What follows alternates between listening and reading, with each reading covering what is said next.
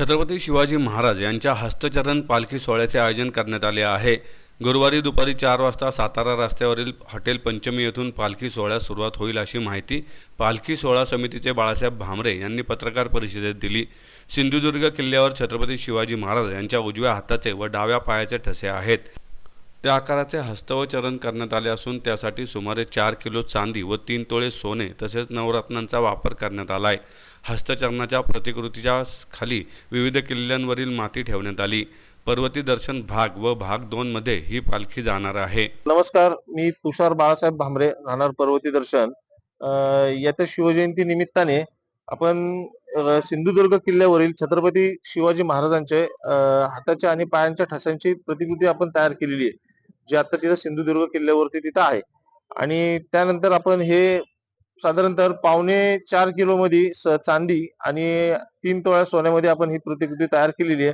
त्या प्रतिकृतीवरती महाराजांचे हातापायाचे ठसे आहेत, जे सिंधुदुर्ग किल्ल्यावर आहेत। आणि त्याचबरोबर हिंदू धर्मातील शुभचिन्ह, राजचिन्ह आणि शिवकालीन काही चिन्हांचा त्याच्यामध्ये समावेश आहे। तुम्ही जर इथं पाहिलं तर महाराजांच्या चरणांखाली आपण गड किल्ल्यांवरनं जी माती मृतिका जमा केलेली आपण 350 गड किल्ल्यांची मृतिका या चरणांखाली असणारे महाराजांच्या। आणि महाराजांच्या पाठीशी स्त्री शक्ती खूप खंबीरपणे होती।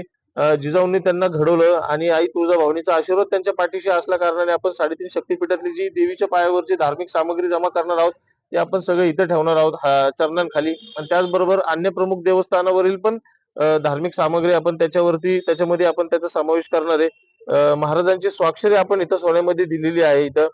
त्याचबरोबर पुढे महाराजांच्या कपाळावरचा गंध असेल, शिवकालीन शिवराई होऊन असतील तिथं, त्याच्यावरती हिंदू धर्मातले शुभचिन्ह म्हणजे कमळ, गदा, सूर्य, शंख, त्रिशूळ, चंद्र, त्याचबरोबर या साईडला चामर, राजदुदुमी, मोरपंख, महाराजांचा जिरेटोप, भवानी तलवार, अश्व। आणि या साईडला आपण इथं महाराजांचा बिचवा, वाघनखी, चिलखत, भाला, ढाल, शिवमुद्रा, तोफ अशा या गोष्टींचा समावेश आहे। आणि जर तुम्ही मागे पाहाल तर या ठिकाणी देखील इथं महाराजांच्या पायातला कडा, भगवा ध्वज, अश्व, सुवर्णदंड, अश्वपूज, सूर्यपान, सिंहासन, छत्र, मत्स्य, तराजू आणि हातातला तोडा। त्याचबरोबरीने आपण इथं महाराजांच्या वरती इथं नवरत्न देखील आपण त्याच्यामध्ये लावलेले आहेत। तर अशा प्रकारे एकाच ठिकाणी शिवभक्तांना 350 गड किल्ल्यांच्या मृतिकाचं दर्शन आणि 3.5 शक्तीपीठावरील सर्व धार्मिक सामग्रीचं आणि शिवकालीन काय गोष्टींचं दर्शन या शिवजयंतीच्या निमित्ताने सर्व शिवभक्तांना होणार आहे। मी माजी नगरसेवक बाळासाहेब भामरे। येणाऱ्या तिथीप्रमाणे 28 तारखेला होणाऱ्या शिवजयंती निमित्त आम्ही पालखी सोहळा आयोजित केलेला आहे।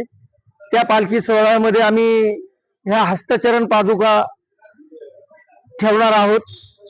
ह्या मिरवणुकीसाठी आम्ही पारंपरिक वाद्य म्हणजे लेझिम खेळ, हलगी खेळ, हलगीचं पथक, संबळवाल्यांचं पथक, भुत्यांचं पथक असं पारंपरिक पद्धतीची आम्ही पालखी सोहळ्याची मिरवणूक काढणार आहोत पर्वती दर्शन भागामध्ये।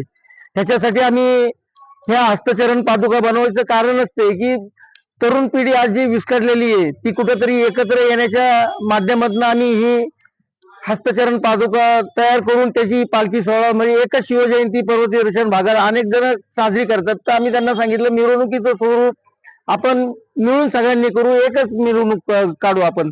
आणि ह्या ज्या पादुका आम्ही बनवल्यात लोक सहभागातून बनवलेल्या आहेत। प्रत्येक नागरिकांनी स्व इच्छेने म्हणजे कोणाकडे आम्ही न मागता लोकांनी आम्हाला ह्या हस्तचरण पादुकांसाठी 1 ग्रॅम पासून अर्धा किलो, पाऊण किलो, कुणी 100 ग्रॅम, कुणी 200 ग्रॅम, कुणी 50, कुणी 25, 10 ग्रॅम पासून अशा पद्धतीने चांदी या पादुकांसाठी दिलेली आहे। काही मुस्लिम बांधवांनी सुद्धा आम्हाला याच्यासाठी चांदी अर्पण केलेली, काही जणांनी रोख रक्कम दिली। त्या लोक सहभागातून ह्या हस्तचरण पादुका आम्ही तयार केलेल्या आहेत। त्याच्यासाठी लागलेली चांदी आणि सोनं हे सगळं जे आहे, चांदी त्याची 4.25 किलो चांदी आणि 2.5 ते 3 तोळे सोनं लागलेलं आहे।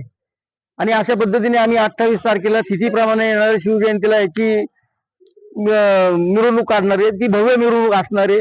म्हणजे जेवढे नागरिक आमच्या कुटुंब आहेत, प्रत्येक कुटुंबातला एक माणूस तरी या मिरवणुकीमध्ये सहभागी होणार अशा पद्धतीचं आम्ही नियोजन केलेलं आहे. तसं या माध्यमातून आम्ही पुण्यातल्या पुण्याबाहेरच्या सर्व शिवभक्तांना या पालखी सोहळ्यात सहभागी होण्यासाठी निमंत्रण देत आहोत.